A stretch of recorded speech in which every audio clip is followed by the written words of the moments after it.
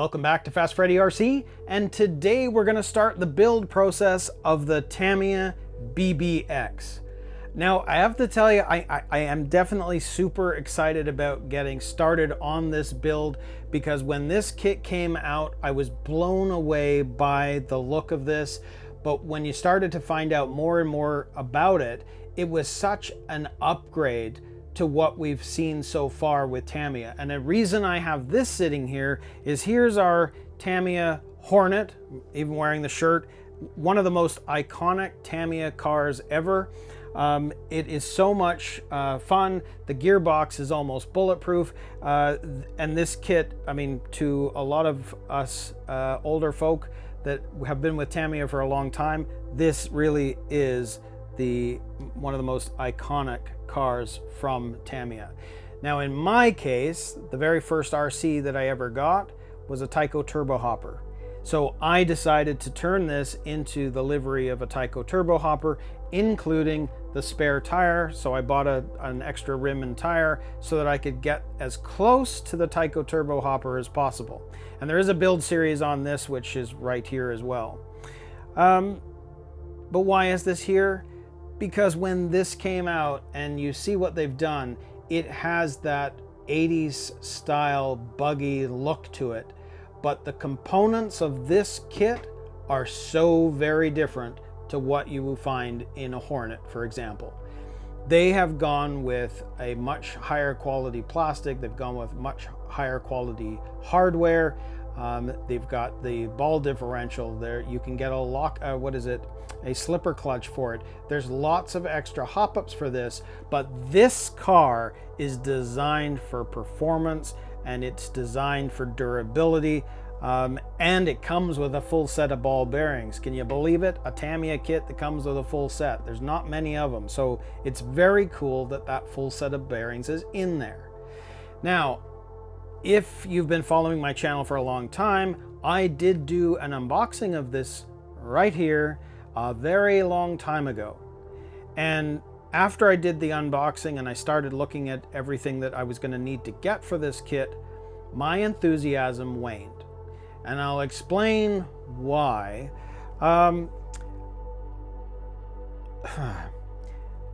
I knew that this kit didn't come with a motor, so I was going to have to figure that one out. And it doesn't come with an ESC. There's a lot of kits that don't come with an ESC. Doesn't come with a servo. I get that. Every kit doesn't come with a servo. But one of the things that surprised me was that when I was looking at pricing out the low profile servos, holy cow, what a change in the price. The servo that's in this kit, I'm a Futaba fan. I've had Futaba my whole life basically, and so I'm a loyal Futaba user. This has an S148 servo or an S303 or S3004. It's one of the three that's in this one. And I'm very happy with how they work, and I'm happy to stick with the Futaba brand. But those servos are about $20 to $24 Canadian each. No big deal. In order to buy a low profile servo, you're looking at price points of 100, 150, 200, 250, and some of them are more. It's incredible what the difference is. You're looking at 5xing the cost of the servo to get a low profile servo. So it's great that it's there, but it's almost half the price of this kit, again, to get that servo.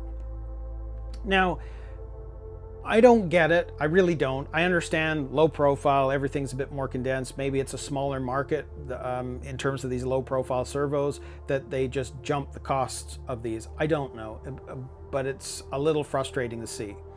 But the reason this was all sort of has slowed everything down here is that one of the things that I want to make sure of on my channel is it's as accessible to all as it can be. I didn't want to build this in such a way that only a professional builder or a competitive builder or somebody who's loaded with money can just do whatever they want with it. I wanted to try and do this build series so that it's accessible to as many people as possible. So I've gone a different route. I have watched tons of YouTube videos about what people have done with it to make this as fast as possible, to upgrade it, like with the slipper clutch, etc. and they're really trying to get as much power out of this as possible. After watching all of these videos, I thought, I'm an 80s guy. I love building these kits, always have. So what if we took the BBX and built it as though it was a kit that came from the 80s? So I've decided to build this as a retro kit. And the disclaimer on this is, I'll say to begin with, because I want to see how this is going to perform as though this came with everything. So for example, we're going to build this kit as though it came with an ESC. Most kits come with the Hobbywing 1060. So let's add a Hobbywing 1060 speed controller to this. Most kits come with a motor. They usually come with the 540. A lot of them come with the torque tuned. Well, if you buy a sport tune motor, it literally says, in order to use this motor, your kit must come with ball bearings, or you must upgrade your kit to ball bearings because the motor is too fast for the plastics. You'll wear stuff out. Well, guess what? The kit comes with ball bearings. So I'm going to put in a RS540 sport tune motor in this. So imagine that this kit came with everything you need, as like for example with this, it would have come with the ESC and it would have come with the motor. Okay, we're almost there. We're going retro. We've got our motor, we've got our ESC. Now you're going to need a radio system, 2-channel. That's the same as all of them. But again, you're going to need that low profile servo. Well, I found one, and it couldn't be more fitting, because in all of Tamiya's promo videos for this kit, they use a TSU-06 low profile digital servo, drip proof, so a little bit waterproof I guess, in their promo videos. Now I kind of wanted to build this as much Tamiya as possible, so it's cool that I was able to find this, but I'm going to tell you right now, this took some digging to try and find it. But if you were to go to RC Jazz, which I'll put a link here, you can find this servo for approximately $66 Canadian. Now I know if you're in the US, it's going to come out cheaper, and maybe in Europe it's going to come out cheaper. In Canada, honestly, we kind of get screwed on pricing with almost everything. So I wanted to find this for cheaper, so I went to RC Jazz, found it. This was $66 Canadian. It's still a lot, but this seemed to be the most affordable choice of anything that I had found so far. So if you're in Canada, for example, go to RC Jazz, you'll find it there, and it will take a bit of time to get to you because it has to be ordered direct from Hong Kong, but it is the way to go, because I am not spending $200 on a servo. Now, I know a lot of you might say, well, why didn't you just go to Amazon? Well, we still have the same problem. You wouldn't believe how many times it'll say, oh, it's $12.99 on Amazon. And then when you click it, it says, oh, you need to change country, go to Canada. You go to Canada, that same product's $50, $60, $100. It's ridiculous. So there's so many things that get messed up with this. Now, I have found cheap servos on Amazon. I have them in a bag here, and it's still the original bag, because when I pulled one out, it didn't have end points. So the servo just kept spinning and spinning and spinning, and that's useless. And from my point of view, in terms of how I want this channel to work, if I recommend something to you, I want to know it's going to work. I don't want to recommend you go to Amazon, get a servo, and it doesn't do what you need to, or you need to tweak something to make it work. I want you to be able to, if I say you can do something, you can do it. If I show you you can do something, you can do it. I want to make sure that what you see on my channel, it makes it easier for you to build.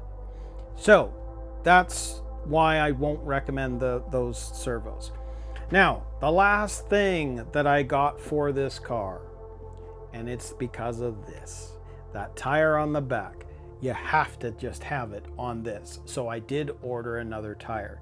Now, what blew me away is that when I put this tire wheel beside this, I was shocked at the size difference. And I did a short on this because it was like, Do you know how big these tires are? So you look at the wheel for that Hornet and look at the wheel for the BBX. The size difference is incredible. So I can tell, I just looking at the tires, this is going to outperform this guy any day, which it's supposed to. This is more of a professional kit. So anyway, just a point of interest, because I just wanted that, and it just took me back to the Tyco Turbo Hopper days, and that's kind of why this is sitting there and showing you the difference between a vintage kit and what we're seeing in this new BBX. So just as the last note, let me just say this.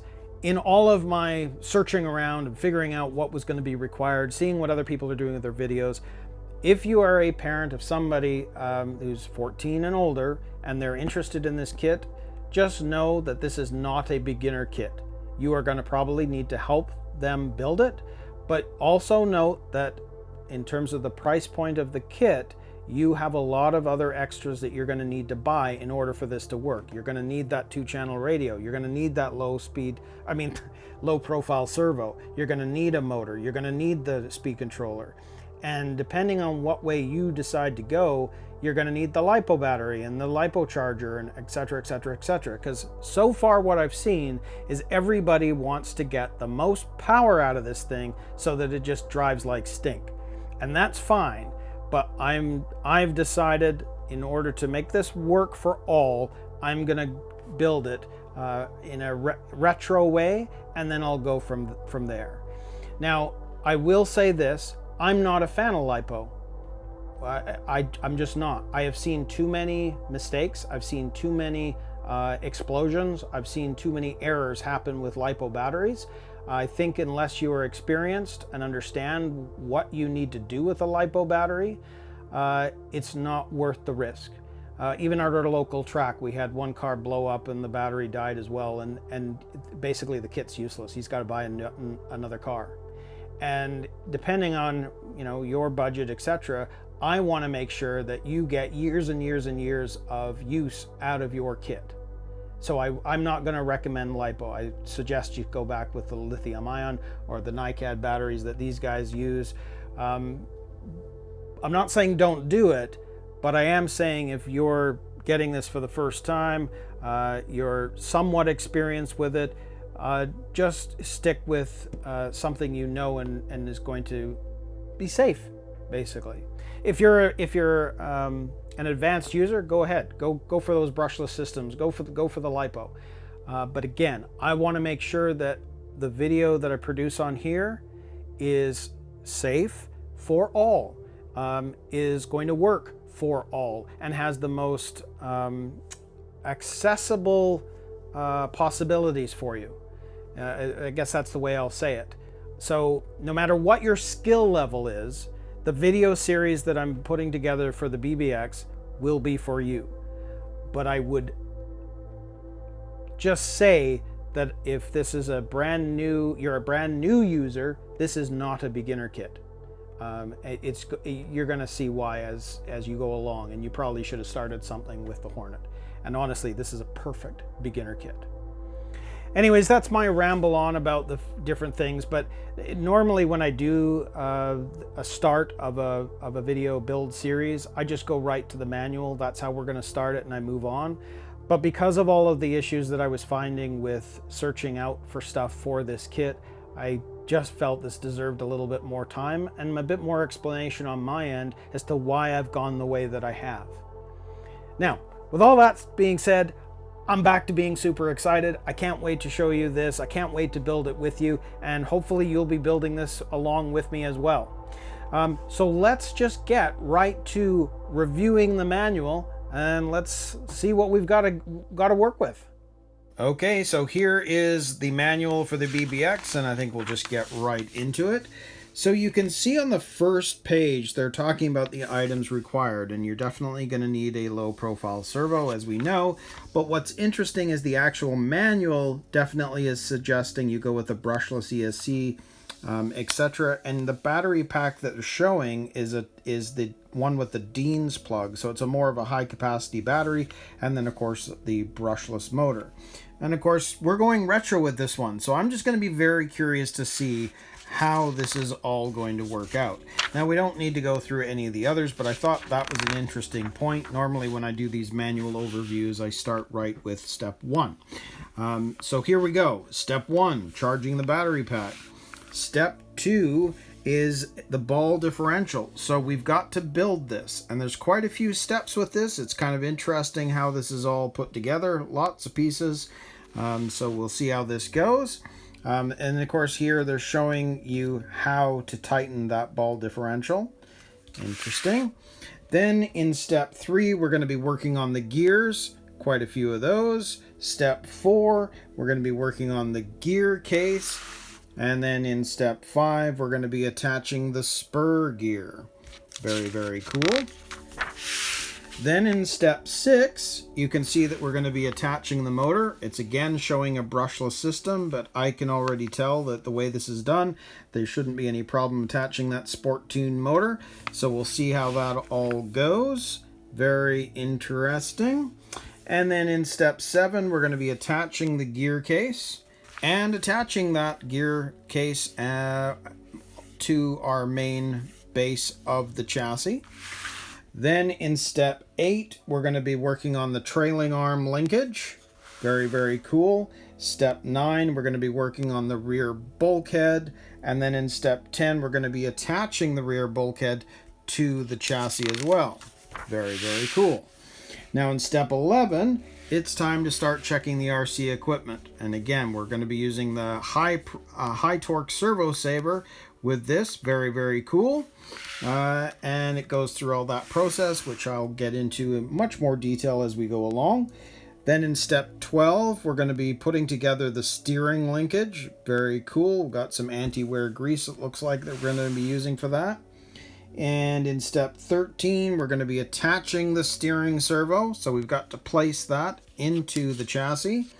And then in 14, attaching the steering rods. Very cool. I do love this whole design here, which they've done with the MB-01 and BT-01 as well, which means you can make adjustments on the fly. It's so much easier. Then in step 15, we're going to be working on the front lower arms. And then in 16, we're going to attach the front lower arms. Very cool. And then, of course, 17, we're going to be attaching the front bulkhead. Very, very cool. And then in 18, we're going to be working on the right side of the roll cage. Interesting. And anti-wear grease as well, as this is all going to need to be attached. In step 19, we're going to be attaching the left side of the roll cage. Very cool. You can see some of the parts there, which these will be for the shock towers, I'm sure. And then in step 20, we're going to be working on the left side of the roll cage again here. Very cool. And in 21, attaching the left side of the roll cage. Very cool. And again, looks like we're putting on the shock tower on this side as well. Then in 22, we're going to be attaching the RC equipment. And it's really quite an interesting way they want you attaching everything here.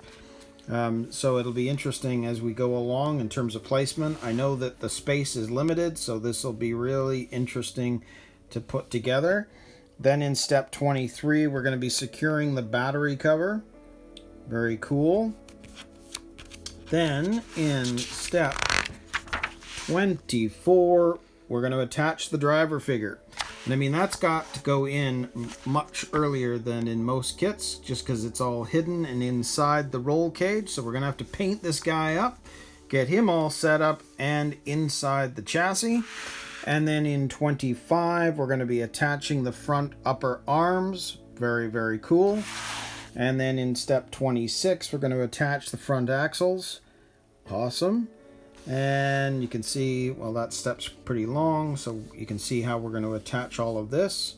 Interesting.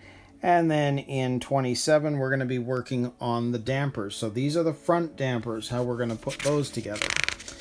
Then in step 28, we're going to work on the front dampers again and add the oil. And then for 29, it's the third step where we're going to add the springs and the collars and just get everything set up correctly. You can see we're going to have to adjust this as well. Interesting. And 30, we're going to attach the front dampers. And then in 31, we're working on the rear dampers. So it's slightly different, but they're just continuing that process. So you can see 32, we're going to be filling them. 33. I'm not sure why they don't just do this together, but I guess the front and the rear are slightly different. You can see these only have to be adjusted to 7 millimeters as opposed to the 15 on the front. Then in step 34, we're going to be working on the right rear arm. I do like the way this chassis comes together. Very, very cool. 35, we're going to attach the rear right arm. Very cool. Yeah. Love the design. And then in 36, we're going to be working on the rear left arm. And 37, same again, attaching the rear arm. Very, very cool. Now what's this? Attach with cap screw head facing outward to allow adjustments. Very, very cool. Love it. So then we're going to move on to step 38, where we're going to attach the side bumpers. Very cool. And you can see we've got the rear bumper piece as well. Then in 39, we're going to attach the rear roll cage. Awesome. And then in 40, we're going to be working on the front wheels. We got to make 2 of those. And then, of course, the rear wheels and make 2 of those as well. And I love the tires on this car, as you saw earlier. These are just so big. So I'm very curious to see what this looks like when it's finished. And then in 41, we're going to attach the wheels. Very cool. Looks like there's some interesting things here where we've got washers, etc. before this all gets attached. Interesting. Yeah, well, this will be cool. This is going to be very cool. And then in 42, we're going to install the battery pack, and that's got to be slid under the driver at the front here. And then there's a pin that holds everything together. And you can see the Dean plug again, but I'm going to be using a regular Tamiya pack if my plans work out here. And this will all fit together without having the Dean plug conversion piece. So very cool. Now, once that is done, we're moving into working on the body. So we've got a lot of cutting out to do because there's quite a few pieces that have to be cut out of the Lexan. So that's step 43. We've got to make holes. I guess they're wanting you to make holes first before we do any of the cutting. Guess that makes sense. And then in 44, we're going to be cutting out the body. And you can see that there's just all these small bits that have to be attached. I actually think that's a super cool way of doing it. And again, I mean, I'm not doing this box art. The stickers will be, but I'm curious to just do a completely different paint job. I'm not really a fan of the dark blue. I want to do something different. So anyways, we're going to paint the body here. Very cool. And then in 46, we're going to start working on the markings. So all of the decaling. And there's quite a few decals for this one. But overall, I think this is going to look super, super sharp. Then in 48, we're going to be attaching the body sides. And I do think it's kind of cool putting little pieces on here and there. And just ultimately, the car is just going to take shape with every piece that you put on. Then in 49, we're going to be attaching the body side on the right. Very cool. And then in 50, we're going to be attaching the main body. And you can see it's using the tape here, I guess touch fastener, which basically is like Velcro. I think it is Velcro. Just to make this easy to put on and off. So very cool. Then in 51, we're going to be attaching the rear light pods. And you can see that we can add lights to this. I don't know if I'm going to do that initially or at all. I think with a car like this, I'm not too worried about lights, honestly. 52, attaching the side pod lights. Very cool. And then in 53, we're going to attach the window netting. Cool, that always enhances the overall look. And you can see that we've got stuff here with the front bumper for the stickers and decaling, etc. And then of course we've got our lights there too, which is interesting. Very, very cool. And then, oh, I see that technically, step 53 is our last step, because they're just showing you some of the decorative light pods. And what's interest? Decorative light pods, display only. Well, I guess so. You just don't put lights in them, but they are there. Well, I'm definitely going to be putting them on. And then you can see on the next page, they're talking about the spare tire. And as I showed you, I have the spare tire because I think it just adds to the overall look of the car having that spare tire on the back. So very, very cool. Now, the last bit here, it shows optional parts. So you can see here, attaching buggy big bore aeration dampers. So that's an optional part you can get. Looks like, what's this? Aluminum damper set, okay. But I think some of these, I mean, it does come with the aeration dampers, but obviously we can add stuff. And there's lots of other goodies that you can do with this kit, and in terms of like optional parts, etc. Very, very cool. So I don't need to go through all of this, but you can see that there's definitely some things you can do for setting it up. So that's all in the back of the manual as well. Very cool. Very, very cool. And of course, all of our parts, and we've seen that before. So that is awesome. So that is our manual overview for the BBX, and I will be getting started on this very, very shortly, now that I've got all of the parts and everything's in.